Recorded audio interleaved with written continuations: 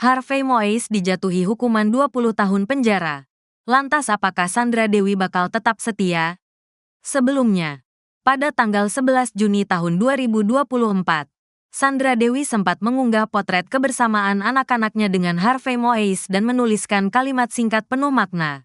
"Kangen kamu, Papa," tulisnya. Namun, setelah itu ia tak lagi membahas Harvey Moise di media sosial.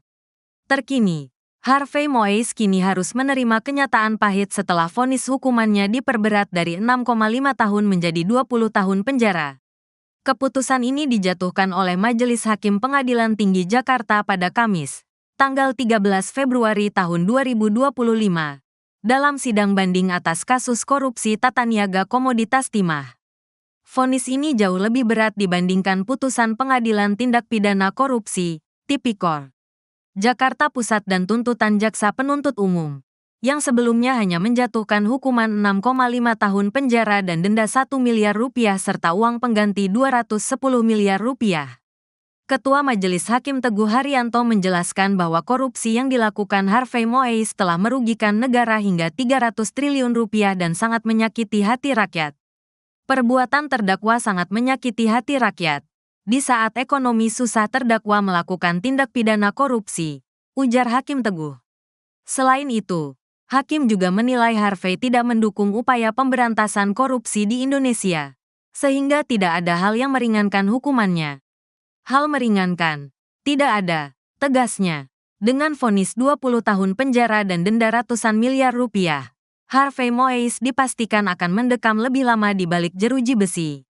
Sementara itu, Sandra Dewi memilih untuk tetap bungkam, menjaga privasi, dan fokus pada kehidupan keluarganya. Publik pun masih menantikan, apakah Sandra Dewi akan kembali muncul ke publik atau tetap memilih hidup dalam ketenangan jauh dari sorotan media. Tak hanya itu, banyak yang bertanya-tanya apakah Sandra akan setia menunggu suaminya selama 20 tahun atau memilih untuk berpisah dan menikah lagi. Pengen tahu, Sandra Dewi akan tetap setia atau nikah lagi? Tulis seorang netizen di media sosial. Cari lagi yang bisa bayarin dia tiap jam 10 pagi tank belanja ke mall, sindir netizen lain.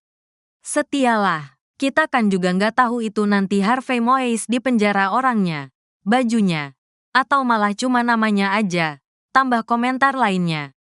Sebelumnya, Sandra Dewi sendiri sempat mengungkapkan bahwa dirinya tidak pernah menerima nafkah dari suaminya.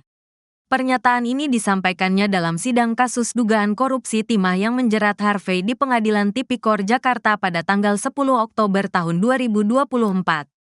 Sandra mengaku lebih memilih untuk mandiri dan membiayai hidupnya sendiri tanpa bergantung pada suami maupun orang tuanya.